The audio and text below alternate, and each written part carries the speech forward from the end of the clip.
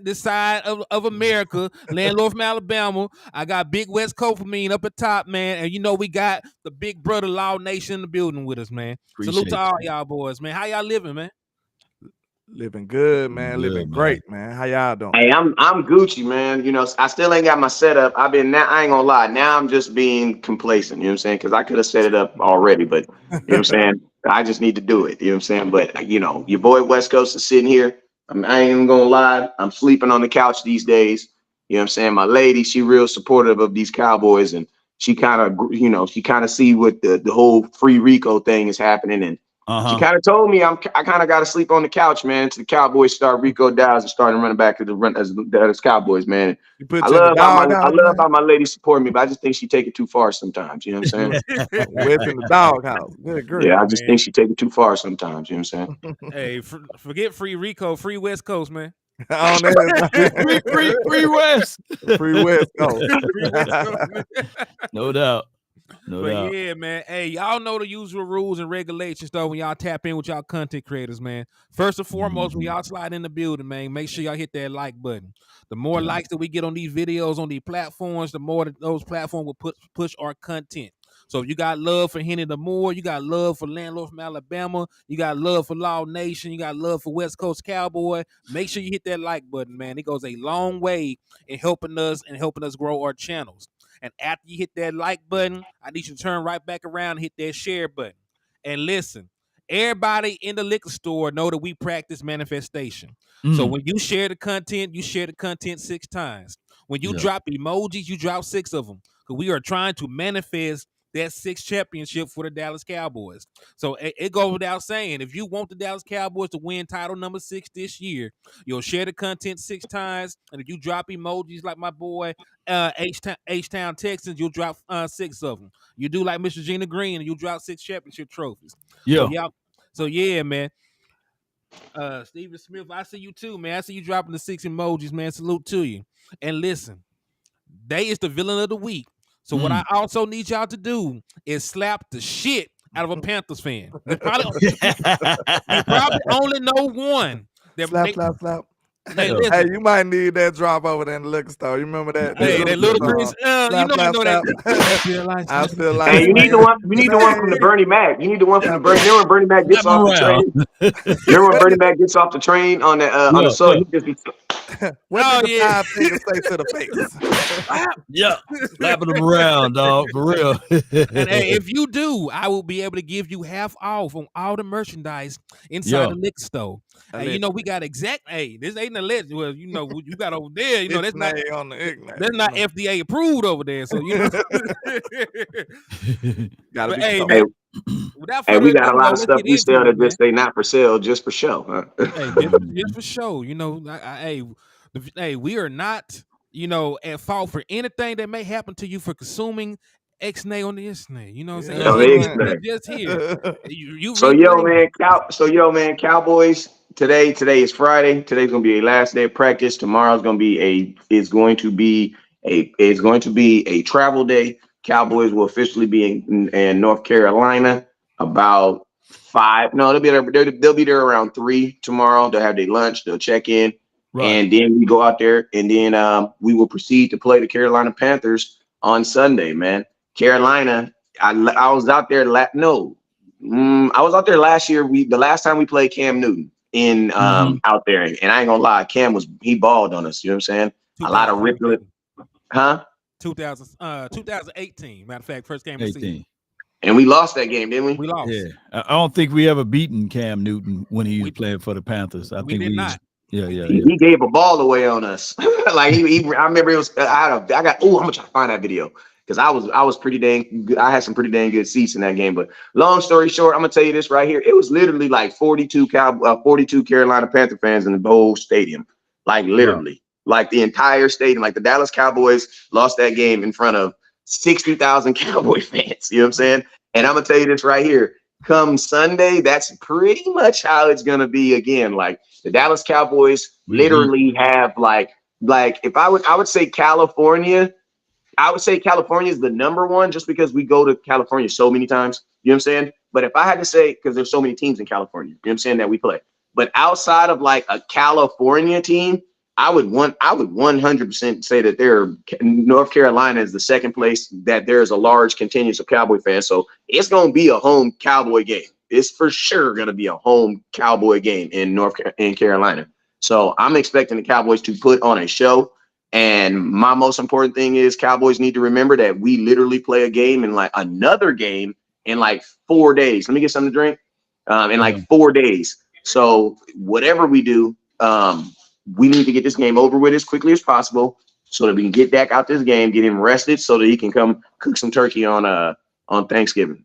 Yep. Hey, I agree with that. And hey, real quick, shout out to Stephen Backenship for the $5 cash app. They got you a raffle entry. And if y'all want to know what's being raffled away, I am raffling away a ticket for the Cowboys versus Detroit Lions game. It's going to be Saturday Night Football, got playoff implications. So if you want an opportunity to go, all you got to do is hit the cash app is $Henny the More, or you can hit the super chats or super stickers. It's $5 per raffle entry. And we running the raffle all the way until December the 15th. Let's get it. Shout out to Mr. Steve on my end too, man. We appreciate you. Yeah, my boy Steven hit me on my cash app too. Appreciate you, my boy. Shout out to all the Steves and Tricks. Appreciate you too for the cash app. Yeah, salute the Tricks for the $2 super chat. Oh, they're gonna be stumping out Panthers, man. But stomp them out. Oh, go ahead. No, Michael, I got a question that I'm gonna just lay it out there for the three of y'all. Okay. Right. So we already know that the Dallas Cowboys are very highly favored in this game. We're over 10 points, it's like a 10.5 spread. They're not going to have their two best corners. They've already ruled out J.C. Horn. They already ruled out C.J. Henderson. They already ruled out their starting tight end Hayden Hurst. So they're already a team that's not very good, and the decent players they have are not going to be up to bat.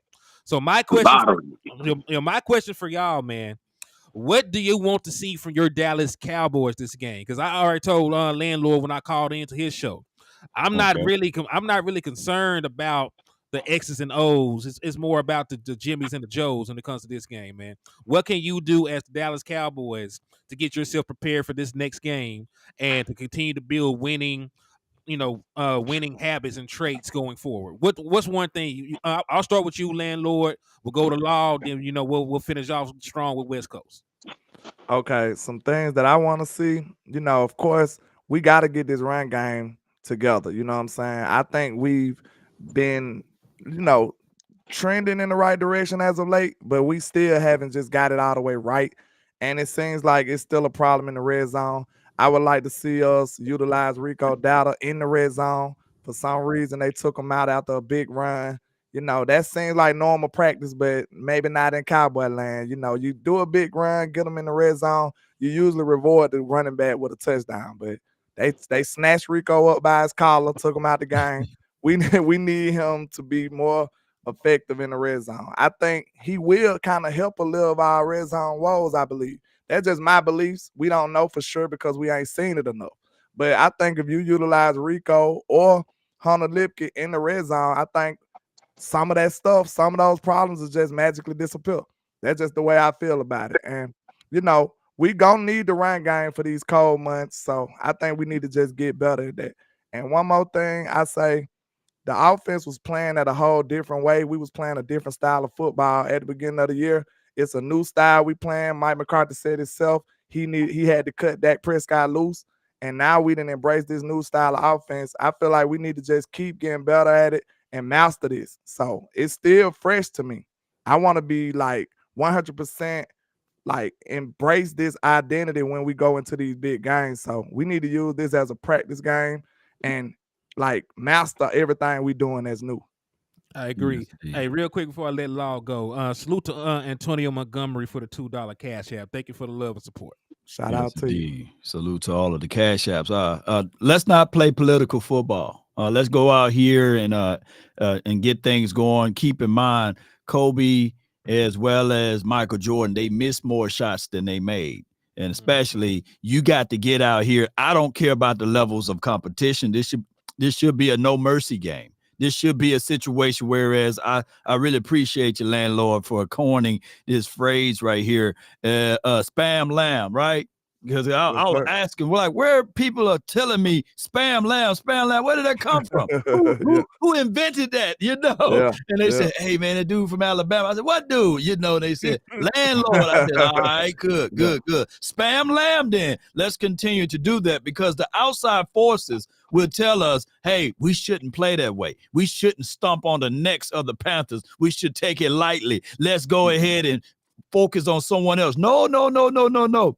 We would know everything about this team if they fool around and go for 10 to 12 targets to Michael Gallup to make right with his contract, then we would know that they playing this political stuff. No, continue to have Lamb to get used out there on the field. And like what you said, when we get into the red zone, utilize Rico, utilize who got you there, and make sure you punch it in. And Ferguson, he should be a guy that be targeted inside the red zone. So make sure that you can make everything possible. Let's not take this opposing team lightly. I remember week 3, everybody was saying, hey, the Cardinals, they're going to be without Buda Baker. They starting 2 rookie corners out there. We should be able to eat. We should be able to do X, Y, and Z things against the Cardinals.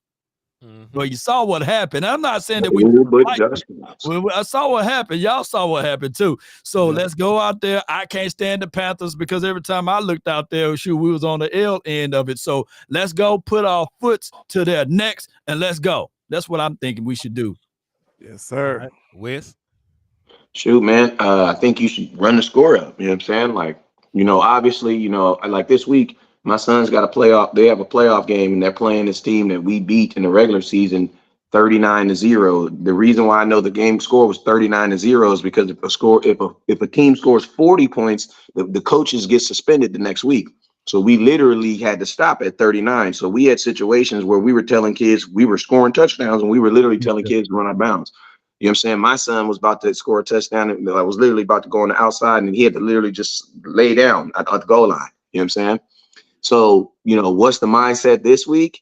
The mindset this week is first team offense versus second team offense. We're trying to see who can score the most points. Right. Like literally, I can read a text message I sent to the head coach, and like literally, that's exactly what I said. Like this week, like these are 6, 7, 8-year-olds, but their parents paid to see a show. You know what I'm saying? If we're gonna put on a show, the score will be 90-0. The reason being is because once you turn it on, you leave it on in the playoffs. I mean, and I'm gonna say it like this. I know this isn't playoff football for the Cowboys, but realistically, it is playoff football. It's playoff football when there's implications. And I'm gonna tell you this right here: as soon as implications are involved, it's playoff football. You know what I'm saying? Meaning, like, and to keep it real, if you really want to think about it, you really got to like week 5. You know what I'm saying? You have maybe up to week 5. I feel like week 6. That mess starts really mattering if you lose, because guess what? If you lose here, that means, instead of going there, you go here. And guess what? Going there might make the difference between you going to go to San Francisco or going to like Atlanta or Atlanta. Yeah. Imagine that, because think about this. If we look at the totality of last year's season, the Jags game, Green Bay game, you win either one of those games that we were all like, it's okay. I mean, we lose those games. Those are trash games. But think about this. Those were the games with difference that decided why we had to go to Atlanta. And them is the reason why Philadelphia had the number 1 seed. Yep. Think about this. If we handle business in those games that we were already winning and that we were already supposed to win, Cowboy Nation, we don't go to San Francisco last year. Yeah, right. They would have came to us. They would have came to us.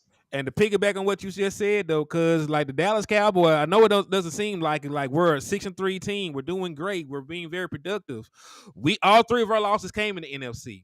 If we were to drop any of these games, we lose to Detroit, we lose to Carolina wild card, the Commanders. Like even if we find a way to win a division, what are we going to be, like the 4 seed when you stack us up to everybody else? Like we still will only have like one home playoff game. And we're almost unbeatable at home.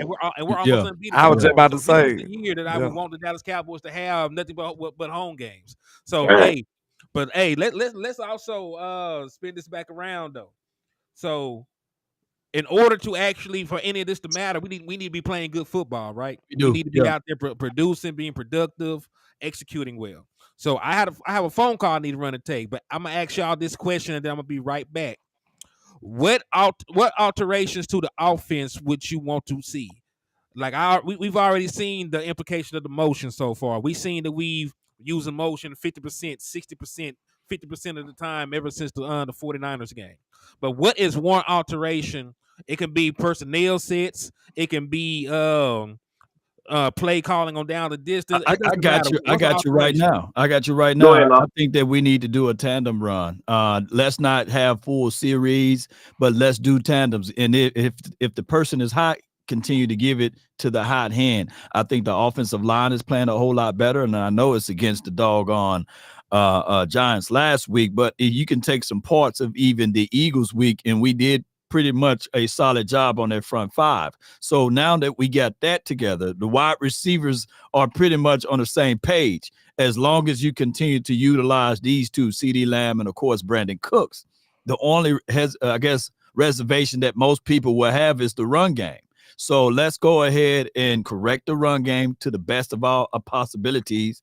And let's not lean too much on Tony Pollard. Tell Tony, hey, we want you to bounce and run it, keep it to the outside. You don't have to squeeze back inside. We got Rico to do that. And get your fullback involved a little bit more when you get into the red zone. I'm looking for the Cowboys to do that. And just to echo what you said, this is a away game. But the next 3 games, you might as well post up in Dallas because we got 3 home games in a row. And y'all can let us know how we play at the crib. It's 12 of them things straight. Yeah. Shoot, I would probably say my biggest change for sure would be, obviously the run game. So I'm not even going to touch on that because I think that's an obvious, you know what I'm saying?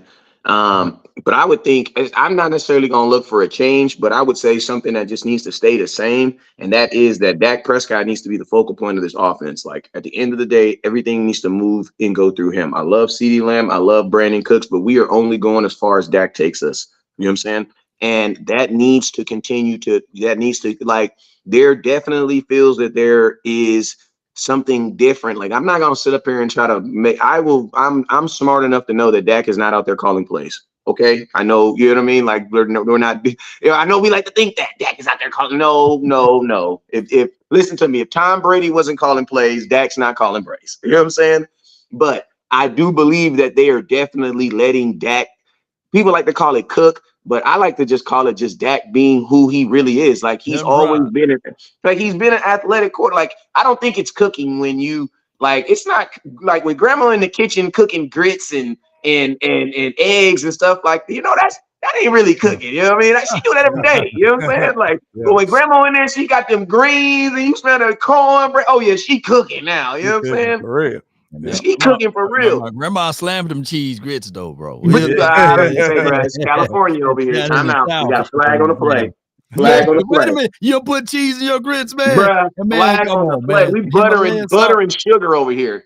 Oh, man. Goodness, man. Hey, real quick, I need everybody. I eat butter and sugar too. I don't know what the hell y'all talking about. Hey, I need everybody in the comments right now. I need everybody. I know my guy from Alabama. I know he's soul food, man. We got some cheese. Hey, I need everybody in the comment box to put it in the comment box right now. You're somebody serving you grits. You got 2 options. You're putting cheese on there. You're putting butter and sugar. Put it in the comment box. I need to know what you're saying. Yeah, butter. Yeah, thank you, butter. And I'm just saying, if some of y'all cheese people get blocked. Wait a minute, I'm all by myself. Wait a minute. What you do, landlord? What you do, man? What you mean? On the grits, man. What you do? You put sugar, cheese. Okay. Cheese. And hey, salute to Ken folks. Somebody sent a $2 super sticker. Who was it? Oh, Joseph Kukalua. I know there's on West Coast page because he say the name too much. Yeah. But that's one thing I would want. Not necessarily nothing to change. That's something I want to stay the same. Like whatever we're doing with Dak Prescott right now since the 49er game, let him do it. Let him matter of fact, tell him to do more of it. Okay. You know what I mean? It is like, hey, real quick, let me say something real quick. I'm gonna read the super chat. I'm gonna let you cook. He says, salute to the lunatic for the $2 super. He says 2 targets to Cooks or Ferg, Dallas 37, Carolina 6. I would Okay. love that. All right, but continue though, landlord. I didn't mean to cut you off, bro. Shout out to B Bird with the $2 super over here. He B-Bird. says butter and sugar, anything else is criminal. Oh, you the op. You gonna super chat Thank just to show me you. that you a op, B Bird. Okay, I got I knew I like B Bird, man. I knew I like B Bird. That's my guy though. But just to That's piggyback right. off what West Coast was saying, man, you got to think about it. Mike McCarthy actually said this. He said he had to cut Dak loose. I think that was like that speaks volumes against everything we've been saying. That's why I say I feel like he balled up the first playbook and Kobe in the trash threw it away and revamped everything. And like you got to give him props for that. You got to give him props for that, in my opinion. Like that's showing that he can move aside his ego, because you don't get to those heights that they at without ego. You got to have a little ego to reach the top. So Mike McCarthy had to put aside his ego and really listen to his players and implement the things that they was suggesting. But one of the things I do want to see, though, I want to see Brandon Cooks and Turpin get involved in this screen game. Brandon Cooks is a very, he's a good screen kind of guy. He was doing that over there in with the Texans, and we don't do it at all. So sometimes it looked like we were struggling to get him involved. Get him a couple of screens involved. Now, we was doing screens at the beginning of the year when we were struggling before Mike McCarthy cut them loose, but we want to implement a little more of that West Coast philosophy back. Just get a little screen game involved with Turpin and Brandon Cooks, get them in space. I think that'll be like tremendous for this offense. And continue to put Brandon Cooks on drag routes across the field. If he's the fastest guy on the field, it is criminal for him not to be running drag routes. Can't nobody keep up with you. Run drag routes with Brandon Cooks and put that dash, that spark plug of Turpin back into this offense. I know he was hurt last week, but man, just imagine Turpin with the way this offense was operating last week with a dash of Turpin on it. Turpin wasn't even doing the returns. Just imagine that offense with good field position. Like, I can't wait to see the way Mike McCarthy implement Turpin back into this new way we playing. No doubt. Let me ask you this, though, before Henny go again. Is Mike McCarthy now, or is the offense a little bit now ahead of the defense? The offense ahead to me. Slightly. And real quick before I answer, salute to Michael Nelson for the $2 super. He said butter, salt, and pepper on his. Jay Worthy also hit somebody with a $2 super. He says sugar in my grits, sugar in my spaghetti. No. Wait a minute. Hey, y'all ain't gonna. Hey, no, don't do that man that bad, man. He gave $2 super. He gave $2 on that super chat. He gave $2 on the super chat. I'm gonna send him $1. I'm gonna send him $1 back for that last. Leave that man alone. Hey, but I am. I'm gonna send you $1 right now. I am gonna say this in regards to.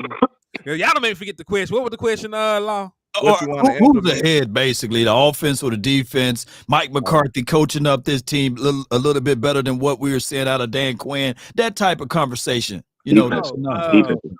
right now on in the totality of the season, you would say the defense. Over these last couple stretch of games, you would say the offense, because like the defense. Well, I know they didn't get 30 balls, but if Philadelphia wasn't bullshitting with the clock, they could have dropped 30 on the defense this last game that we played. Yeah. So like that's the only outlier. Like the offense has put up points and moved the ball all 40 last games, even the game that we didn't win. So like and really when I say the offense, I'm also predicated on this. The passing offense is elite right now. Like the running offense is trash. So it averages out, right? The running offense is non-existent. The passing offense is spectacular, and is the conundrum going forward in the season. Because listen, we've played some bad run defenses, and they still ain't got off. They didn't get off. The Chargers are a horrible run defense, and we could not run the ball at all against them. Right. Carolina Panthers are a horrible run defense, and I bet you that's going to be something I am looking forward to. Right. Can we run the ball, or are we going to be forced for Dak Prescott to throw the ball 40 times again? Now, listen, if he's hot, I ain't tripping. Hey, let him cook, like you say, or let him dry. What I am going to say, though, when the weather gets cold, when the wind pick up, when it's rainy outside, you got to go to one of these raggedy ass stadiums that ain't got no roof, and you're playing Buffalo. playoff football. Yeah, Buffalo. you go to Buffalo, and you know, the Patriots and the Bills had a wind bowl the other year. There were like 5 pass attempts between them quarterbacks. When you go to an environment like that, you need a run game. You need a run game. Yes. Hey, you know what? And think about this: Philadelphia outside, San Francisco We outside. already been there. Oh, you what in the playoffs? Oh, you talking about you Yeah. know playoffs? Yeah. I was talking to somebody and they was telling me about God dog, who was it? It was talking about Carolina outside. They're talking about the way when we play on natural grass, sometimes you don't get that extra push off of your leg. And you see that out of Tony Pollard, and you see that also out of Terrence Steele when you play on natural grass. I forgot who I was talking to, but they broke it down like they're trying to favor that leg because they don't want to really push off on it. It's different when you play on turf. It gives you a little bit more comfort footing, but although you know we don't like turf like that. But I about to say, ain't that interesting that most players fighting for grass though? Right. They fighting for grass. Yeah, right but see, that's the thing. I'm gonna tell you what it is. If you're paid, you want to be on grass because you're thinking about safety. Safety, yeah. If you're not paid, you want to be on turf because you're thinking about I need to be as fast and quick as possible so I can get paid. You know what I'm saying? Yeah. So you're gonna see the veteran players talking more about grass because they're thinking about how much longer they can play. A veteran player, man, your leg you have a chance of your leg getting tore up almost every play. You know what I'm saying? Yeah. But if you're a younger player, I'm not. If I'm a young running back, wide receiver, man, put me on turf. Why? Because I'm flying. I'm about to be flying down the fleet. You know what I'm saying? So that's why I just think it really goes to where you're, and also I think it also has to depend on if you've had that injury too. You know what I'm saying? You know, one thing about the NFL is, you know, ACL, because I tore my ACL, MCL on natural grass. You know what I'm saying? Yeah. I don't know. I mean, and the crazy thing about it is I was one of those dudes that was like I was the same way. I was, you know, pro grass, but you know, grass be having divots and same thing too. But I think it's you're going to see more of the veteran players leaning toward that because they're thinking about how much longer they can play. You know what I'm saying? Because, you know, a younger player can sustain an injury and kind of bounce back, but an older player, bruh, like an older player, it'll really change your life, bruh. Hey, let me say this because I got the name down and we had a private conversation, but people brought him up. So they said it was Okoye. Yes, it was Okoye. Oh, that's my dog. Me and him, we was talking on the phone and he said he identified that on tape. So yeah, when you playing on turf, speed is your friend. If For you sure. got a speed team like we do, just like when the Rams, remember the fastest, greatest team on the greatest show on turf, they didn't have basketball shoes on grass because when they played in the grass, they were slipping and sliding. But when you got nuanced route runners like we got, and you got fast guys, shifty guys like Parsons on defense, you know, or even Bland on defense, he's a 4-3, 4-4 guy. They show up even more because we play better on the turf. I'm just trying to fix this up. And the game's gonna be faster. The game's gonna be faster on the game is gonna be faster on you know what I'm saying? And that's what and you gotta think the NFL, and I'm gonna tell you fellas, like the NFL, like the NFL gonna say safety, but let's just be real. They don't give a damn about no safety. Because if they really did give a damn about safety, every player right now will be wearing one of those padded helmets on top of their regular helmets, right? You know what I'm saying? Yeah. Like it makes sense. Hey, real quick, let me get to these super chats real quick. Go ahead. They've been sent up for a second. Salute to the Lunatic for the $2 super chat on my end. He said Micah versus the Kitty Cat. Interior offensive lineman, get him 1.5 sacks. Listen, with the way that Micah talking, and he been doing a lot of talking, he better go out and get like 3 sacks because he doing way too much talking. Like, you know, wait a minute. I'll let you get to after I get to the rest of these supers, and then we can talk about it. But yeah, but listen, and I'm gonna say my. I'm gonna stop talking because it's about money. I ain't tripping. I'm gonna stop talking, but when he stop talking about money, I'm gonna be talking again. Go ahead. I'm just gonna say, listen, with the much shit he done talked, you know, there comes a time when you gotta back up your actions after you done talk that shit. If you gonna talk the talk, you gonna walk the walk. But you know, that's different discussion. We'll get to that in just a second. And then Brandy Mahoney sent a 5-piece somewhere in the universe. Said appreciate you, Brandon. No grits at Law House. Love you though. Shout out to you, brother. Much love to you. But hey, Yeah. that is an interesting No grits at conversation. law. That is an interesting conversation. Wes, I'm gonna let you go because you had something you wanted to add on about Micah. Go ahead.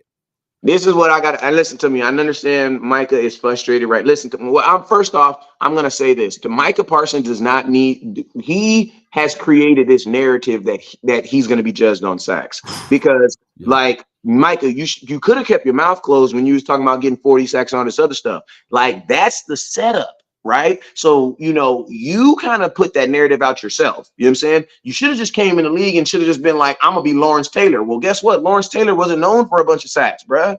Middle linebackers aren't known. Go look with Ray Lewis. Ray Lewis don't have a lot of sacks in his career. And he's still considered a great player. I think the most sacks Ray Lewis had in one season was like 4. You know what I'm saying? So, Micah, you want to be a defensive end. But guess what? The Dallas Cowboys didn't support your decision in doing that. Why? Because they didn't have enough middle linebackers to ensure that you didn't have to go back over there and play. So as soon as an injury happened, guess what happened? Circumstances took you away from where you got to be. So listen, I'm like, it's like y'all see that 50 Cent thing when he talking about Floyd Mayweather. He like, Floyd mad at me. What he mad at me for? He needs to be mad at such and such. He the one doing this. I'm like, Micah, what you mad at us for? What you mad at us for? You should be mad at Jerry Jones. He the one that saw Demarion Overshawn go down and said we just gonna use LBE as a backup. And then he the one that saw LBE be out for the season and still didn't bring nobody back. Listen, Micah, you need to understand the Dallas Cowboys want you to play middle linebacker, bruh. They don't want you to get all these sacks because if they did, why do we have Dante Fowler on the team? Why do you have Dorrance Armstrong on the team? Why are they spreading the sacks out, brother? Like Micah, like at some point you gotta be realistic. Like think about this. If it wasn't for Spam Lamb, CeeDee Lamb probably wouldn't be getting the ball right now because he wasn't getting the ball up to like 3 weeks ago. Boy, you preaching, boy. And he's also on a contract. We know what Cowboy players do. We know what Cowboy organization do to players when they start talking about money. Yep. Like, bro, you got to sneak up. Listen to me. When you want money from the Cowboys, you got to sneak up on it. You better sneak up on that. Hey, surprise, mother. Stop announcing. Stop this announcing the Cowboys. I want to get paid. Stop that. Stop it. The thing about it with them though, like I don't think I said this early before he even did the podcast when I just seen how openly and verbal he was with tweeting all the time. I said, bro, I don't think they want to go to war with Micah, bro. I'm gonna say this right now. I think it'll get ugly if they play with Micah trying to lowball him. He's a big enough star. The man is everywhere. Yeah. And then he got a podcast. He gonna make this ugly. So it ain't gonna be no Zeke. I'm quiet in a whole nother country. I know that. I wish Jerry Jones would say Micah Parsons. Rocky Arsenal just whooped the Jones. You know what? And and I believe that even Dak Prescott agency, they kind of worked it and said, okay, all right, you don't want to pay him. That's okay. The price of that bag is going to continue to rise. Now, Parsons, he's not going to be as silent as Dak Prescott was because Dak Prescott still showed up to camp, right, without getting paid and put everything and sacrificed everything. So Parsons, shout out to him. He's going to have to be the sacrificial lion, though, because we know for sure. We know for sure. He's trying to get in trouble. He ain't going to say lamb. Yeah, I'm about to say lamb, but he's going to have to be the sacrificial lion.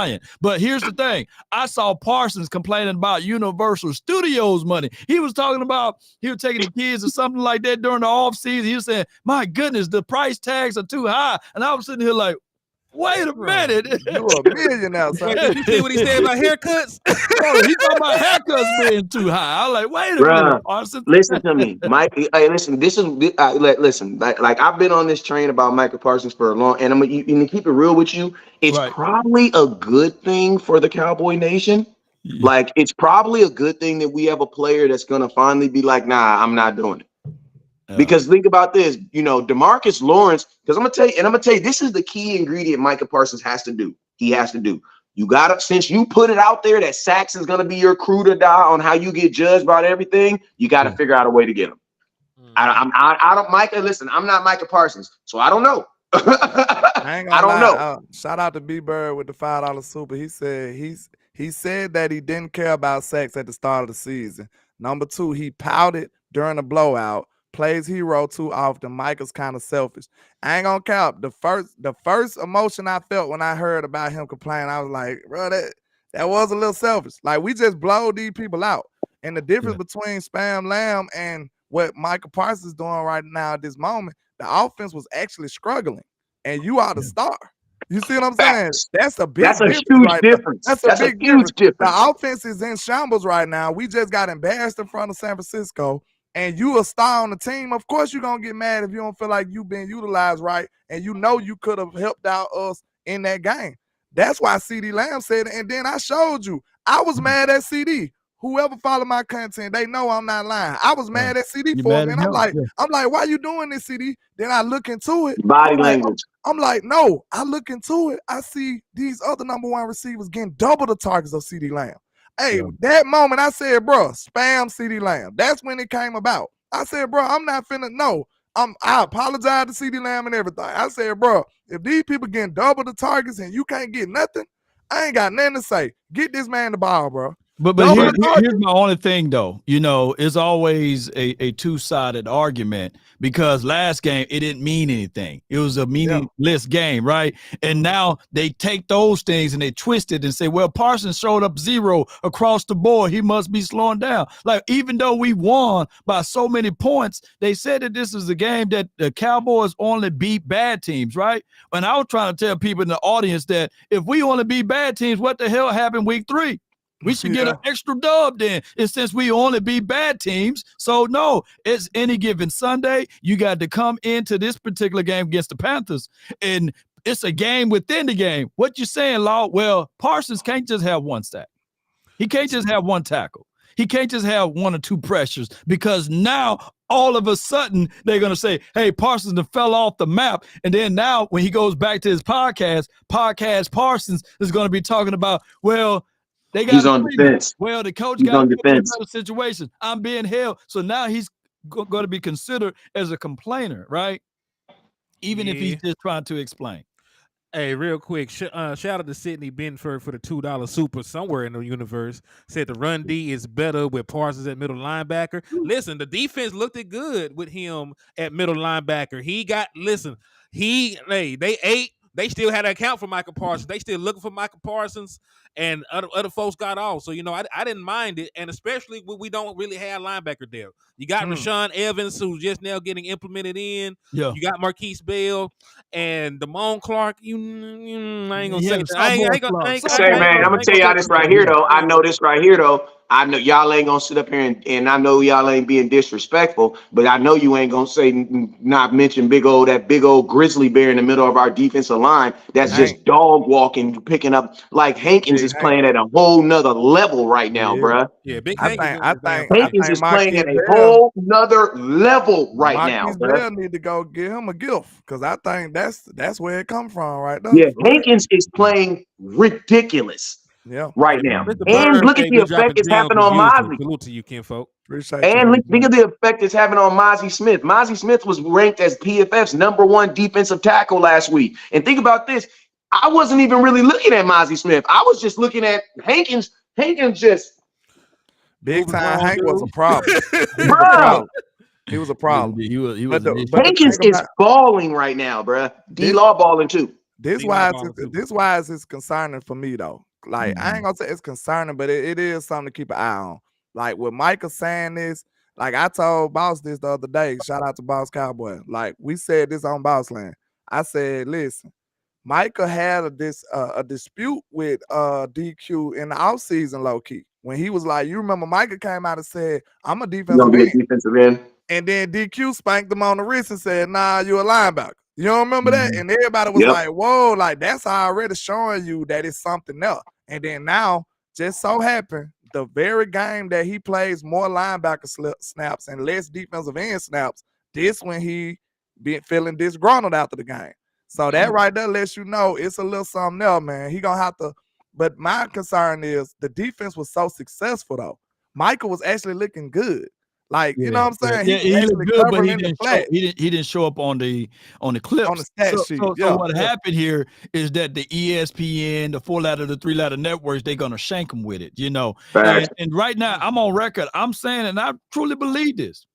As great as we see Fred Warner is, Micah Parsons, if he embraced that role as a linebacker, he would have been way ahead of Fred Warner, what he's doing over there for the 49ers. Think about this. When Parsons got drafted here, he was yelling out, LBU, linebacker university. We're going to be the best linebackers in the league. But now he changed his stance because of the way you're going to get recognized in the NFL is by gaudy stats, about what the TJ Watts are doing with the sack total. It's about what Joey Bosa or Nicky Bosa is doing on the edge about getting the sacks. You're not going to get that love as playing a middle linebacker. Just like even if right now in the National Football League, people are yelling, hey, the quarterbacks, the MVP, that belongs to the quarterbacks. It don't belong to anybody else.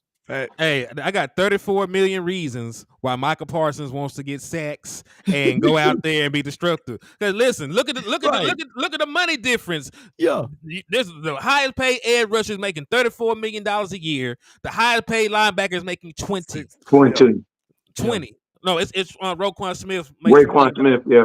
So you know, it's a $14 million difference in their base salary, right? That like the difference in between what the best pass rusher makes and the best linebacker makes is another dude's salary. Another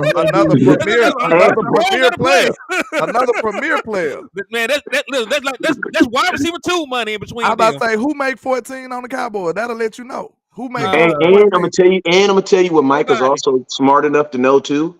Micah's also smart enough to know that the Cowboys will pay him like he's a linebacker and play him like he's a defensive end. Exactly.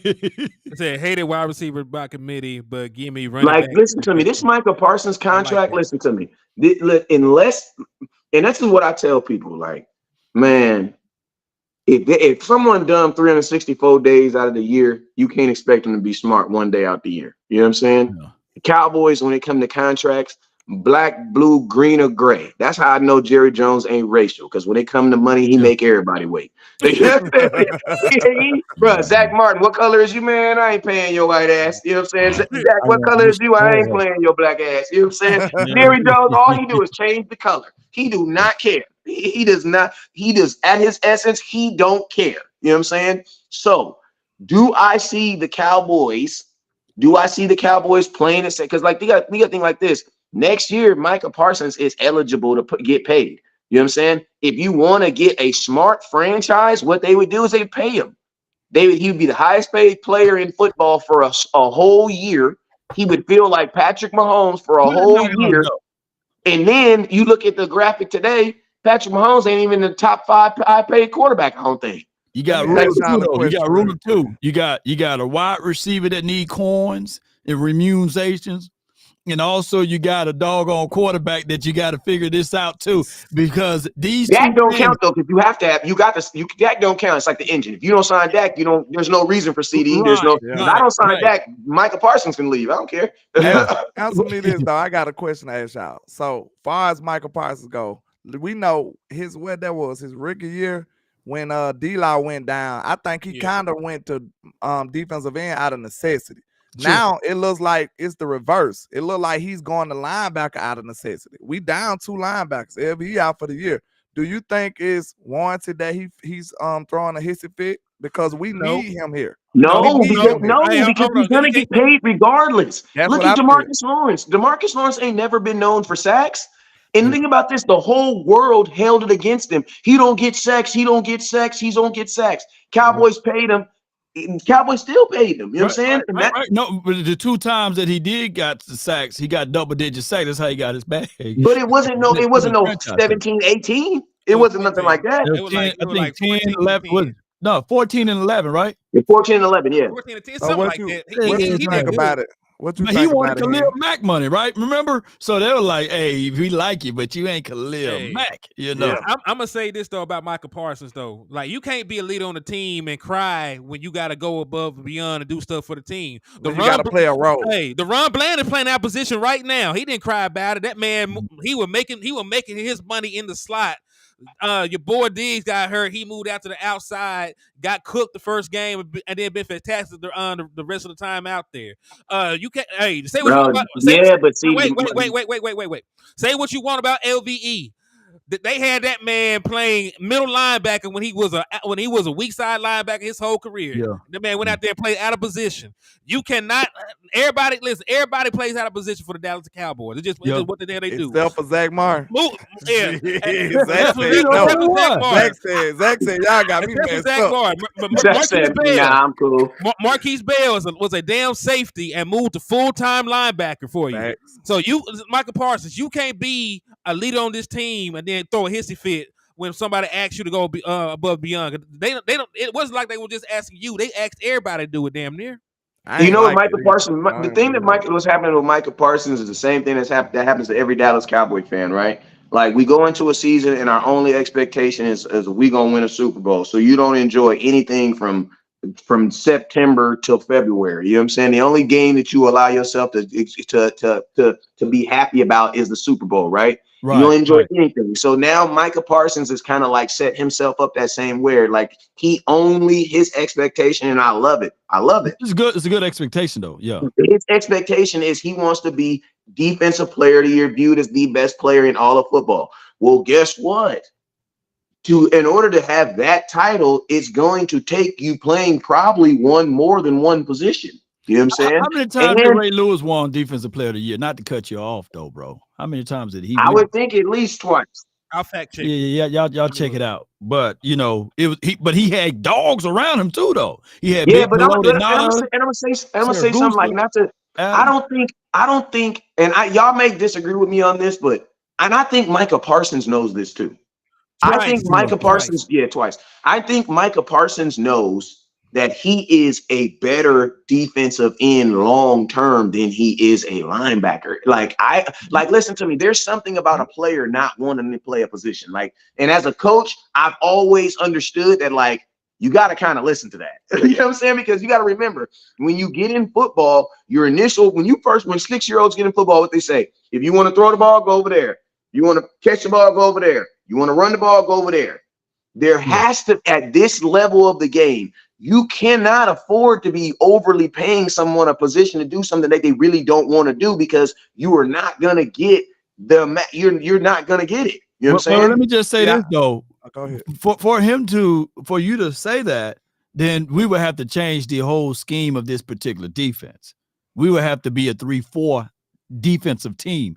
But right now, base wise, we are still like a 4-3 or 4-4. So we more of a even front team. We're not I don't think that Parsons, if you look at the smaller size edge rushers like your Von Millers, like your Khalil Mack, they normally play on the 3-4 or the TJ Watts, and TJ Watt is still probably about 15 to maybe 20 pounds bigger than Parsons. So I don't think that for the long term that Parsons will have the frame to be an edge rusher permanently on a 4-2-5 defense or 4-3 defense. But think about this though. He just it's like a Randy Gregory. They're using speed. But think about this: at the middle linebacker position, he's gonna have to be bigger because he's gonna have to take on pulling guards and tackles. Especially, and think about this. And this is a crazy thought I'm gonna throw out there.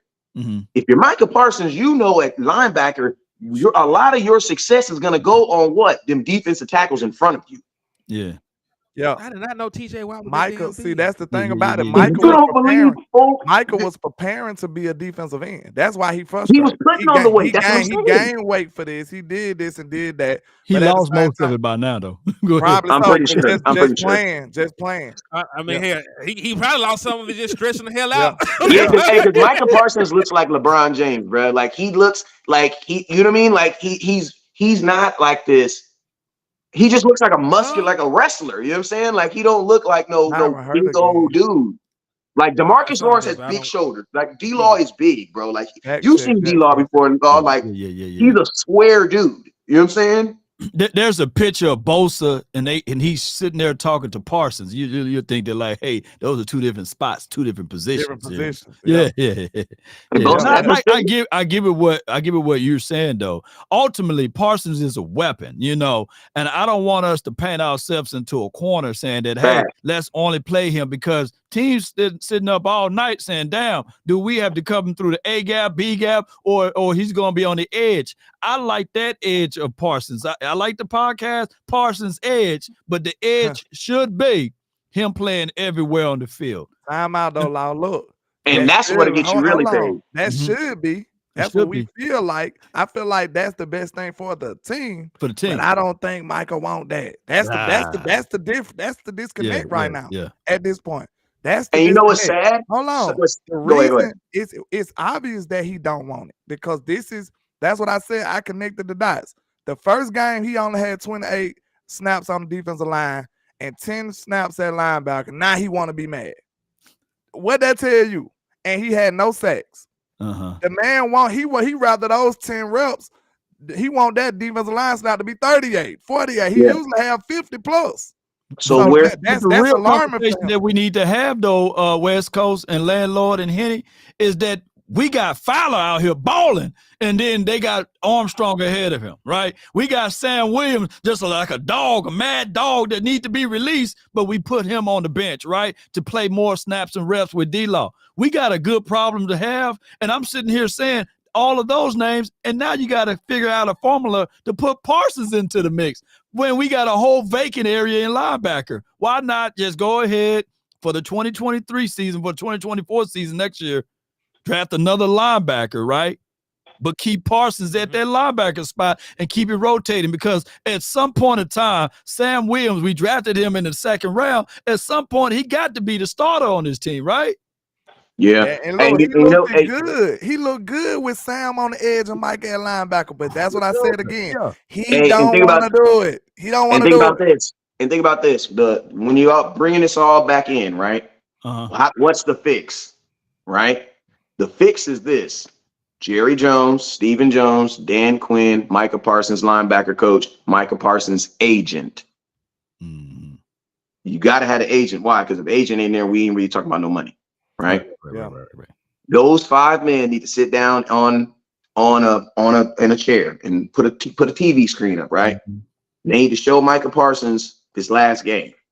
You see Dorrance Armstrong's sack right there? All right, Mike, you see what you did right here? You see how you broke this bubble right here?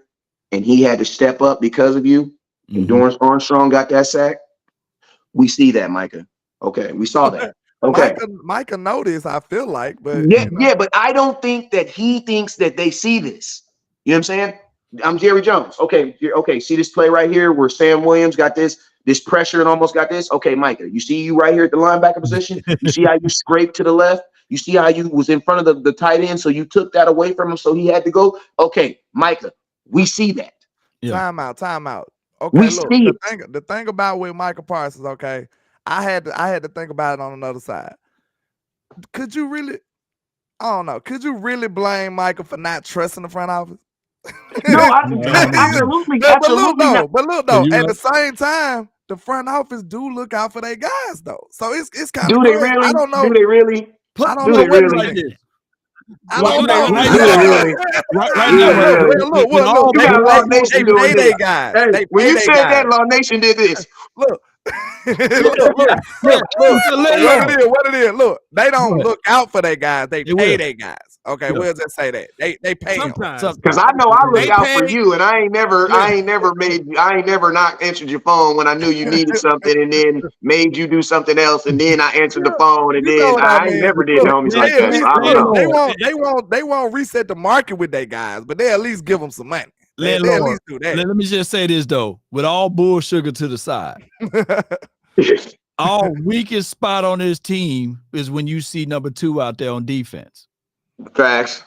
So we really locked and loaded, even on the front, even talking about the linebackers with Parsons. But our weakest spot, and I ain't trying to beat him up because I keep bumping into Lou everywhere I go. But he's the weakest spot though. You know what I'm saying? Number 2. Yeah. Think about it. We fixed that problem. I got 2 things to add. Because I do want to pivot because we're giving Micah Parsons. I tried to talk about Lewis. Could you blame him though? I do need to hear that answer from everybody. Could you blame him for not trusting the John? Because this feel like he operating with no trust. Like he's like, I'm watching y'all. side eye action. Man, listen. I don't blame him if he didn't trust the front office because listen, they always end up in a bidding war against them damn selves.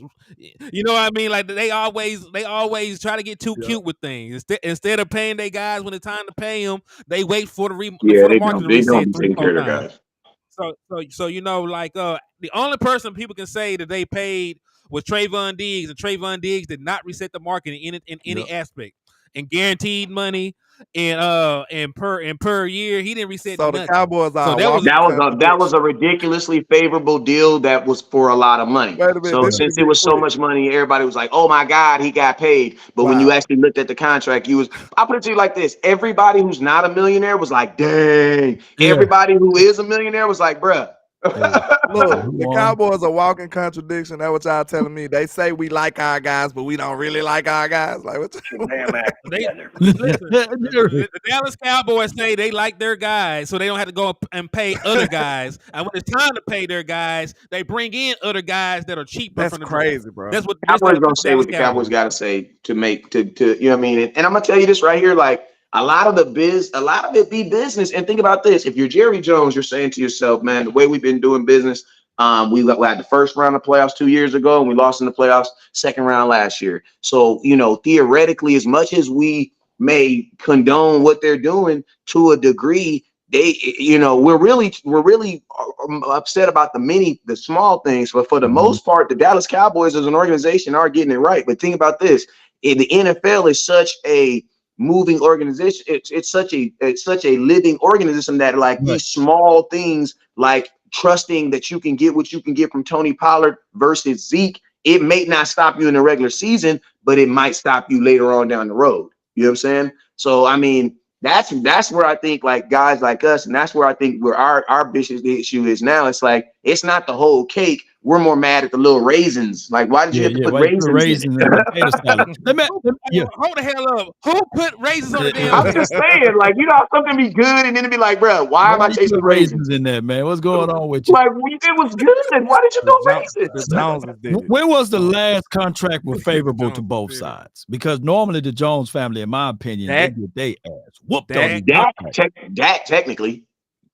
Technically, they still felt like they got screwed. Yeah, because listen, Dak Prescott. Well, Dak Prescott's not even a top 10 paid quarterback. But look, that's right a good way to measure it, though, That's the best way to measure it. What they say in a good deal, everybody walk away mad.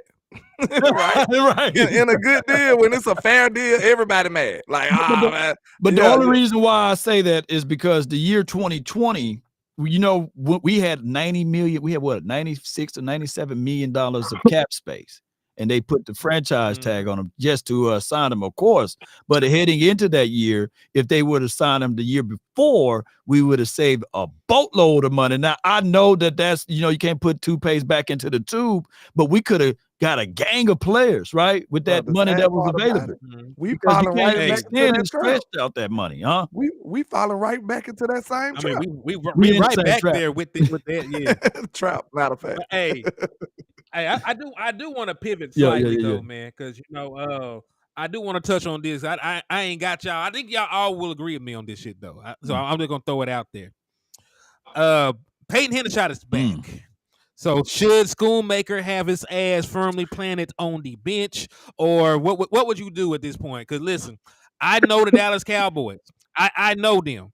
Even if Peyton Hendershot is further along, can give you better production right now, there is still a part of me that believes they're still going to run Schoonmaker out there because they spent the second round pick. This is what I want to say. I personally would want to see Ferg and Henny out there together because at least Hendershot has more NFL experience. But I'm gonna let y'all go around. John Cofield on my channel because he almost made a tear come out of my eye not too long ago on my show because he brought it back to my attention. We all knew this. But he brought it back to my attention that Schoonmaker is 25 years old.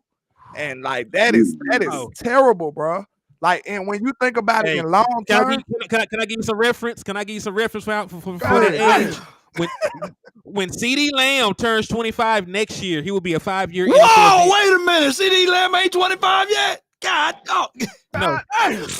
Why would And you you know be what's like crazy that, about Henny? Shoemaker is? You know what's crazy about Hold up. Shoemaker is? That's Even if alarming Shoemaker for is good, development, it bro. makes no sense to re-sign him. No, that's what I'm saying. Listen. I'm up here trying to talk myself off the ledge. John, he back in this is your fault, John. This is your fault. He lied, I'm man. up here trying to talk to myself. I'm like, man, it's gonna be fine. But I just said it's gonna be fine, but this is not the time. We're not trying to develop him right now. We got people who we trying to produce with. But when I thought about that, John said this exactly. He said, man, because it typically take our tight end like 2 to 3 years to be dominant. I said, maybe in 2 to 3 years, it's gonna be good. He said, man, it's gonna be 30 years old. I said, look, I had to play the sad music after that, man. That's eye-opening. Like, we don't have time. Schoon is on a whole nother clock, bro. He's on a whole nother clock. He I'm great gonna tell you, blocker. we know something that's sad about Schoonmaker too. Hey, Henny, how much more time? Because I know y'all got how much more time? I ain't got shit. I'm out too, so we good. Okay. All right. I got like 10 minutes. How you gonna say that shit and be the one that gotta leave? Hey man, come on, man. He go. Look, he was trying to set us up so he could blame us. It wasn't my fault, people. It was their faut.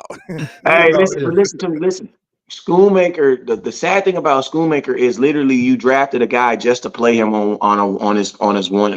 He's only gonna get 1 year. He's only gonna get that deal, the deal he's on right now. So it's like. It almost feels like it almost feels like Schoonmaker's gonna have to be a trade piece for the organization, because whenever you draft someone, you always look at what do you want to do with him long term. There's no way age is the biggest reason on why the Cowboys don't want to sign people, keep people. That's the biggest caveat. The only thing I gotta ask you this question real quick. Hold on, let me just finish this though. It's involved with what you're saying though. Go ahead. I just want to know. Okay, when they drafted Schoon, you said the drafting is you asked the drafting question. When they drafted him, he's 25. You gotta feel like he a plug and play guy, cause you got to, and then you're scared to give him another contract. He gonna be 30. But go ahead. That's what I was saying. First off, when you're drafting someone that's 25 years old, he got to be he has to be at the same level of the players that you are right now, because there is actually more advantage. The only advantage that Schoonmaker has right now is where you drafted him. And I'm gonna be honest with you, the Dallas Cowboys traded Kelvin Joseph, who was a 2nd-round pick. So that doesn't, in my opinion, I feel like the 2nd-round pick, the Cowboys don't value that 2nd-round pick. And they benched the other guy, Sam Williams. He's really not getting a lot of tick.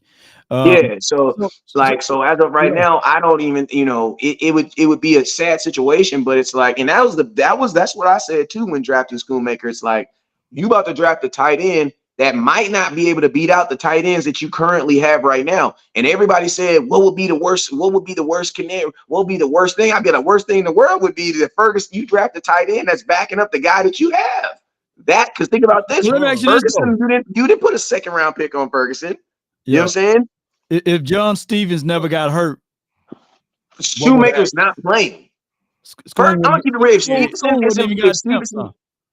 Stevenson doesn't get hurt, I'm curious to know what Ferguson's doing. Because I want to know what was the thought process. I want to know what the thought process was to draft this dude, man. And it's nothing personal to him. I want to know what was their thought process, because it makes no sense, bro. Now they needed a better blocking tight end. No sense, bro. They need a better blocking tight end. Argument on my show. I hope he in here, because he was saying that 2nd-round pick is worth the blocking tight end, and I disagree. No, it's not. I disagree. I mean, he did spring some big plays up this year on the end around that Lamb scored on. I believe Schoon was. Yeah, he was the lead blocker on that. We're not saying we're not talking about the value of a blocking tight end. We're talking about, would you have spent a 2nd-round pick for somebody just to block, and it's not an offensive line. No. I think Osiris right now would have been the choice. Thank you. It's so Osiris Torrance, DeJuan Jones or somebody, man. If you need a blocker, I hate when teams do that. Like, that's what Atlanta Falcons. Like, I didn't agree with the whole Kyle Pitts pick, because it's like you don't have a real Julio at that time.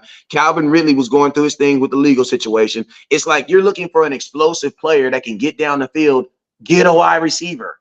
Like, if you're looking for explosion, Get a wide receiver. You know what I'm We saying? didn't even You have don't get a tight at end the and then time hope to either. get that from a tight end. So if you're looking for a tight end to be a blocker and his number one characteristic is blocking, that means you need a blocking. So just draft a tackle, draft a guard, draft a That center. make it even worse. Look, we didn't even have a wide receiver at the time. We traded for Cooks after the draft. Right. So we literally could have just got a wide receiver. Like, it's crazy. Like, I don't know, bro. It makes no sense to me. Well, give a couple more weeks. You see Eric Scharbart out there. I think that he's a guy who's already in his 30s. You know, that they picked up on the practice squad. I heard he been turning some heads. So, but y'all go ahead. Oh Lord. Shout out to Miller on time for the $2 super. Said landlord, they love the Michigan players. Man, listen. But no, but man, like, hear me out though. The Dallas Cowboys, and y'all know I was very pro Dalton Schultz. Y'all, they tried to sell us on that they felt and believed in both Jake Ferguson and Peyton Hendershot, and that's why it was okay to move on from Dalton Schultz. You cannot then sell me that lie and then turn right back around and use a premium pick, a top 100 pick on a tight end, and then listen, he got outplayed by John Stevens Jr. in preseason. He got outperformed in training camp by John Stevens Jr. Part of it was due to the injury, right? He had the plantar fascia stuff going on. He didn't even make the trip to Atlanta with the boys when the offense went. So he missed valuable reps in his development. But still, you know, like he got beat out by them, and he was already behind the 8 ball because Jake Ferguson and both Hendershot had already had an off season in NFL. They already played NFL games. They already done been to the backyard and got reps in with the quarterback. So like he was behind all these other tight ends from day one anyway. Then he got jumped by another dude, if we're being honest. Because the only way that he would have really made the team over John Stevens Jr. was just because he was a second round pick. Because John Stevens Jr. went out there with catching touchdowns, blocking. He is lucky, him or Hendershot is lucky that I think that Jake Ferguson is him and Schultz. They are having a similar year though. You know, I think Schultz got 36 receptions and Jake got 36 or 37 receptions, and they both got 4 touchdowns for sure. So they are having a similar year, although this is the second year for Jake Ferguson. So by the time Jake Ferguson reached the year, how many years Schultz been in the league? I think Jake Ferguson could be that dude, right? It's like 5 Ferguson's ahead of schedule. Ferguson's ahead of schedule, though. Yeah. Hey, Wes is finna depart from us, but I still got time to rock, man. So if y'all three want to stay on, we can. But Wes, let the folks know where you are gonna be at, man. Next time you going live, my brother. Thank you, man. We've been rocking. Yeah, no, hey, man, I will be live. Shoot, man, I'm gonna tell you, man. This dude, my cousin, man, our little cousin right here, he be peer pressuring dudes in the shows, man. This dude literally send you a link and be like, man, I was looking at your lives and your other lives, and it. You know what I'm saying? It looks like you got about an hour to spare. You know what I'm saying? He be bullying folks into doing these shows, man. He in the cyber bully. Good. Yeah, he's a cyber bully for real, man. He be cyber bullying, you know what I'm saying? But yo, I will be, y'all know, man, I'll be live later on today after like 1-ish. I'll go live. Or as soon as something happens to Cowboy Nation, I'll go live. Y'all know I'm a live streamer, you know what I'm saying? So, you know, I don't really have a set show, but I do a morning show every morning and I do a night show every night. My morning shows usually like 10 right now. And then the night shows usually around like 4 o'clock, between 4 and 6. I just jump on there. But I'll be dropping content periodically, and I'll be doing a watch party this week. I will be doing a watch party for Cowboys and Panthers. Man, you know, I ain't gonna lie. Them watch parties, when you up 30 points, they worse than preseason games, bro. I ain't even gonna lie, man. It's hard, bro. Because at least a preseason game, I be hoping to see my young guy that be at training camp get a ball. You know what I'm saying? I be excited. You know what I'm saying? I'm not even looking at the score, but it's like, bruh. Man, you know what I'm saying? You read them comments, but they still hold everybody accountable. Hey, man, he missed that pass, man. That got to stand up like yeah, for real. Score 30-15. That's the problem with Dak right there. Yeah, for real. So I mean, nobody hold Cowboy fans accountable or Cowboy players accountable like Cowboy fans. And I'm gonna tell you, don't nobody hate Cowboy players more than Cowboy fans. So you know what I'm saying? Like I'm gonna tell you that, because I'm gonna be honest with you, the common NFL thinks that Dak's a really good quarterback. It's literally Cowboy fans that think he's Cowboy fan. Like you're not gonna see a regular fan and be like, wait, what do you think about Dak? You think he sucks? Dak's a good quarterback. He's not better than this guy, that guy. You ask the captain, Dak sucks. Atlanta will give away their spleen, their arm, their hip, everything with Dak Prescott right by now. Right. Yeah, a few But hey, times. man, I appreciate y'all. I appreciate y'all for having me on, man. Let's do it again, man. Next Friday, let's get it, man. Next Friday, let's get it, man. Holla at me, West. Yeah, that's good. Already. Good timing, man. Right. Good And timing. that was my brother, West Coast Cowboy, in the building, man. So where were we though, man? You know, I still got some time to kill, man. So we were talking about that Schoonmaker situation, but the thing about what I was saying, bro, look, his time clock is totally different, and I kind of want to get off of this because it's really pissing me off. Look, his time clock is 100% different, bro. Because look. Okay, 25 right now, Ricky. This year is probably gone. He's probably not gonna just wow us this year. So next year he'll be 26. The year after that, 27. It's contract time. It's contract time, sir. He gotta galvanize us. He gotta win us over in 2 years. He gotta win us over in 2 years to get another contract. That's the sad part about it. And Ferguson should be. Yeah, and Ferguson probably be a all pro by then. Right. He might be a Pro Bowler this year. Are we talking? Yeah, sure. You ain't lying. God, dog, you just dropped the bag right there, man. That second round. Who y'all wanted to get though in the second? I wanted Tank Dell, and then he went in the third, didn't he? Yeah, Tank Dell went in the third. I wanted Osiris Torrance. You know, people may disagree with me, but I had Osiris Torrance as the best run blocking offensive lineman guard in the draft in my personal opinion, but by the way I looked at it. So he would have been plug and play to me. The only issue was that he was a right guard in Florida, and you would have had to move him over to left guard. But I thought that wasn't much of an issue. But I preferred Osiris Torrance. If we had went Mosley Smith, Osiris Torrance, I would have been okay, especially with the amount of time that we had offensive line injuries this year. Right. Now it makes sense that they kind of forcing Schoon on us now. Now it kind of makes sense. It makes sense. But man, that dude, he'll mess up a wet dream. I'm talking about he dropped a wide open pass on the flat. I'm like, dude, come on, man. He'll mess it up for you, man, when they try to target him. I think that they should just continue to not target him. Because when you watch even like the Kansas City Chiefs tape, you know, it's gonna be Kelsey, right? Ain't the backup tight end getting those good looks or what have you. And when you watch the Niners, it's gonna be Kittles, you know. So Cowboys, look, I get it. Y'all want to save face with Schoon. Let Schoon just be the blocking guy. Don't try to throw him the ball, y'all. Yeah, and listen, he's gonna have to do some magical blocking for 2 years to get a contract, though. If that's all he's good for, blocking, then you should not have drafted him with a second round pick. And if we're being honest, man, outside of Trayvon Diggs, we ain't really hit on our second round picks in a very long time, man. Look, I like Sam. Well, Sam is up in the air right now. He's good, but you know he's not like a Trayvon Diggs. You know what I'm saying? Like Trayvon, he don't have the time. Trey is a first rounder. Sam last year had 265 snaps, man. That ain't nothing. And ain't nothing. And he had 4 sacks, 2 forced fumbles last year. Scoop, man. Hey, and from a return, like Cowboys, what they doing is they pandering around with this, man. And I get it. You know, Armstrong, he's a guy that he's an in-house guy, but they don't like Fowler. Fowler had the fewest reps out of all of the edge guys, but he had more production. But he get busy too. He get busy with it, so it's weird, man. Oh my goodness, it's weird. But we're gonna have to still draft somebody. We're gonna have to draft a slot guy for DB, or we gotta also draft an outside corner still because we still have. I got one you're not thinking about. You need a center. Are you gonna re-sign Tyler Biadasz? That's gonna be the golden question right now. He's sort of struggling. He's sort of struggling right now this year. You know, he had. Don't pull him in the room now. Okay. You get him for cheap right now because if you're gonna keep him, but if you get another guy, then you have to go through growing pains. The only way I'll listen to 105 when Brian Baldinger called in and they was asking him, would you rather have an elite tackle or an elite center, right? He's like, shoot, give me that elite center. So if the Cowboys, even if they go into the draft this season, right, we're going to be drafting on the back end. We're not going to get that elite center out of this particular draft next year. And I'm not even draft guy.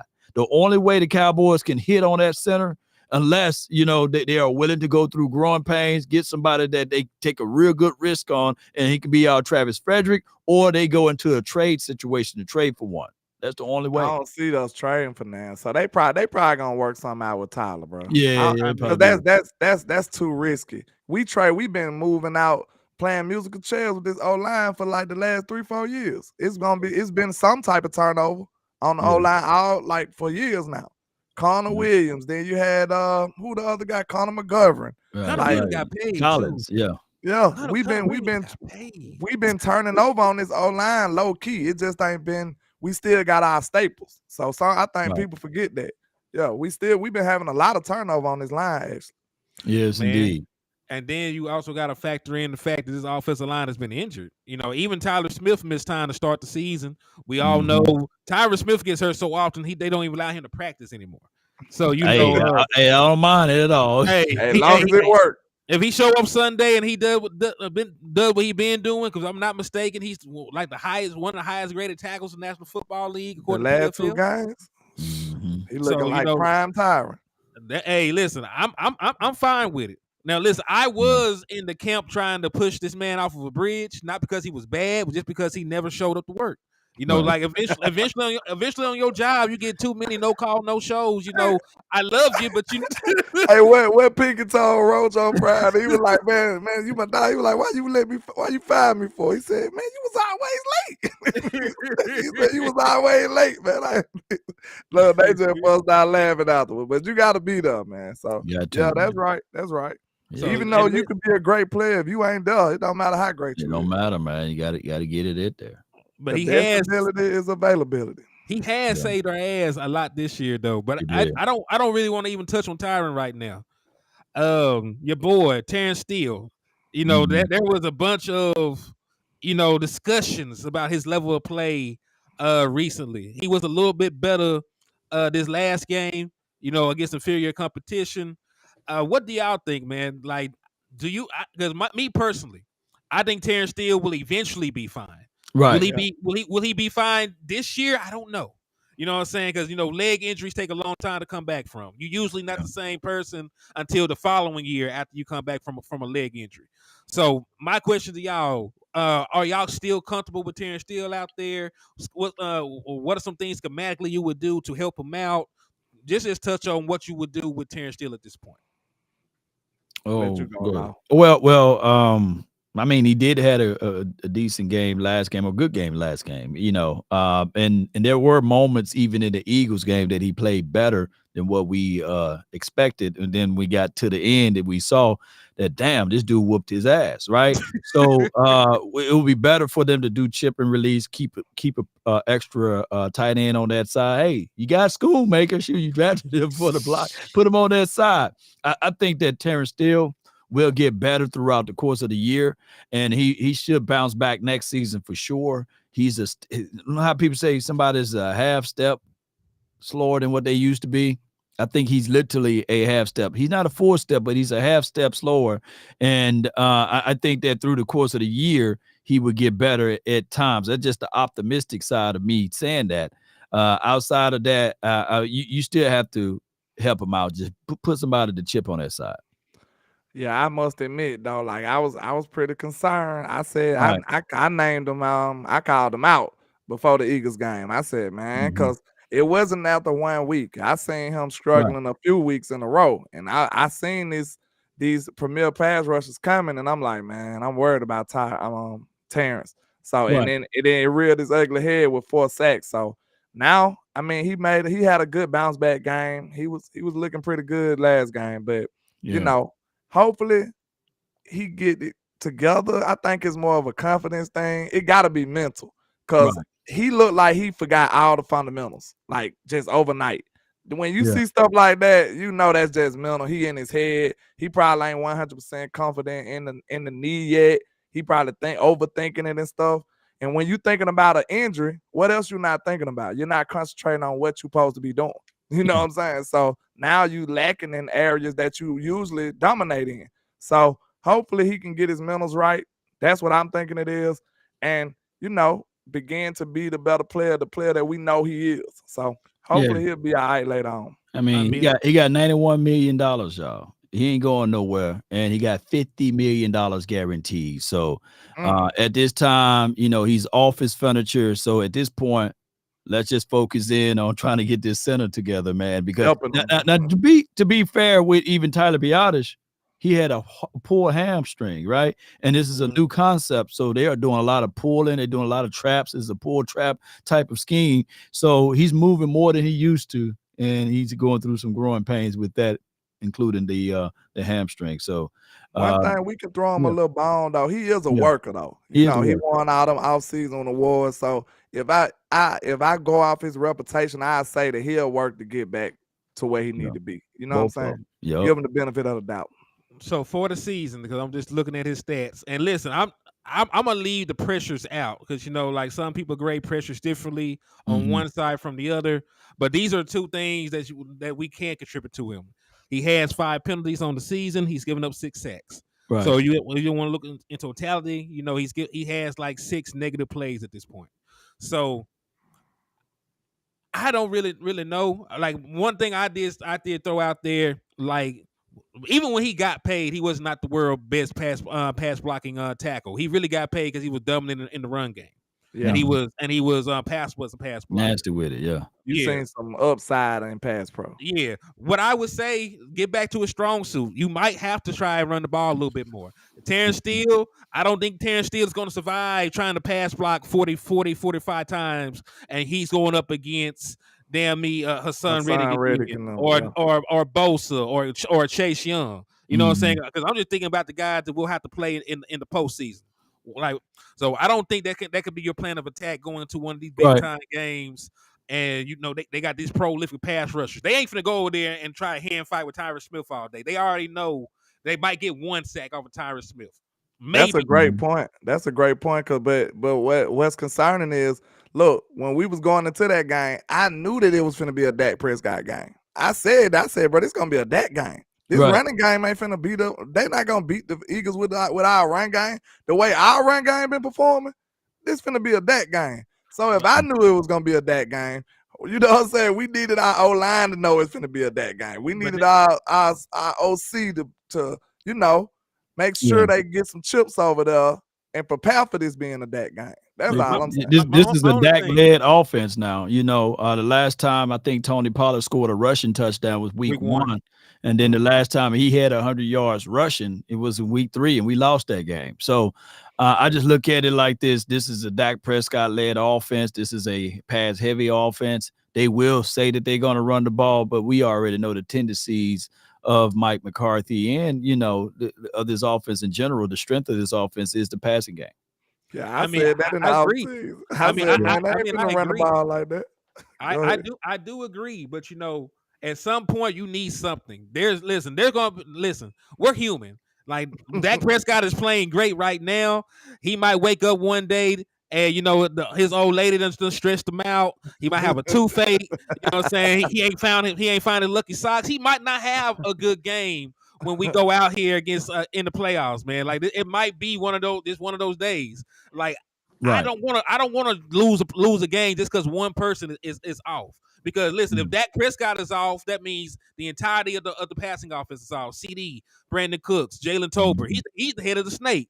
At least if I have somewhat of a run game, I could turn around. Hey, we can get this play action going. We can put the ball in the belly of the running back, and I don't know if I can get you a 100-yard rusher, but all these guys together, we can get you about 110 yards on the ground, and we can supplement some of the offense for you. Oh, there's no arguments about us. The necessity, we must get this run game together. And that's what I want to happen moving forward. You know what I'm saying? Like that. And listen, once you get the run game going, you help Dak Prescott, you help Terrence Steele. Right. Really, you help your defense too. You know what I'm saying? Because some of these games down the line, you might need to shorten the game and be able to possess the football and things like that. So I know what you're saying. Right now, it's non-existent. Like I know that. You know that. Everybody know that. Every team we're gonna play for the rest of the season up to this point feels like we don't have a run game. We need to at least put something on tape to show them that if the rubber meets the road, that we might be able to get back to some power football. No doubt, man. Hey, man, I got a split too, man. I appreciate y'all. Yeah. Got a message. Got to go run this and pick up this error.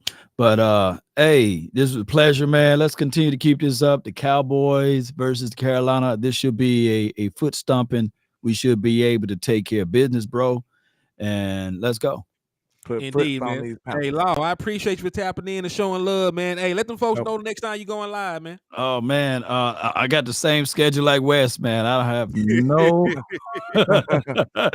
no predetermined streams, but I will do the play-by-play watch party this weekend as well. Stay tuned to that, y'all, and hit the like button, share, and join the notification squad. And when you subscribe, and that help grow the nation, because there's no telling whatever breaking news hit. Just look for my notification, because I'll be talking about it as well. Yeah, Yes, sir. Indeed, man. Hey, appreciate you for the love, Law. anytime. Already, man. Salute. Peace. Salute. And you know I'm Landlord from Alabama with the same handle on our social media. Y'all come holler at your boy. I probably go live tomorrow, my regular time, like 11 a.m.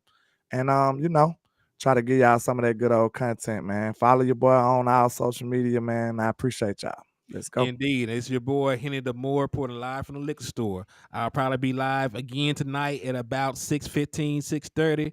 So, hey, y'all just tap in with your boy. We're going to get drunk off this content, man. But, hey, we is out. And in the words of West Coast Cowboy, never look down because the stars up, man. Peace. doubt. Peace.